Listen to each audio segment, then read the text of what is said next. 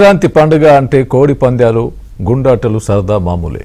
తూర్పుగోదావరి జిల్లాలో కొంతమంది నిర్వాహకులు కోడి పందాలు ఆడేవారిని గుండాట ఆడేవారిని కూడా ఆకర్షించడానికి వినూత్న ఏర్పాట్లు చేస్తున్నారు. ఉండ్రాజవరంలో పందాల నిర్వాహకులు ఏకంగా ఉచిత భోజన ఏర్పాటు చేశారు. పండుగ పూట కూడా పప్పన్నం ఏం పెడతామనుకున్నారో ఏమో కోడి కూరతో భోజనం ఏర్పాటు చేసి ఆకట్టుకుంటున్నారు. ఒక్కొక్క నిర్వాహకులు రోజుకు 100 కిలోలకు పైగా మాంసాన్ని వడ్డిస్తున్నారు. పందాలు చూసేందుకు వచ్చేవారు ఇంటికెళ్లి భోజనం చేసి వచ్చే అవసరం లేకుండా నిర్వాహకులు చేస్తున్న ఏర్పాట్లను ఆస్వాదిస్తున్నారు. పందాల్లో గెలిచినా ఓడినా పాల్గొనేవారు మాత్రం కడుపు మార్చుకోకూడదనే ఖర్చుకు వెనుకాడకుండా ఏర్పాట్లు చేస్తున్నామని నిర్వాహకులు చెబుతున్నారు.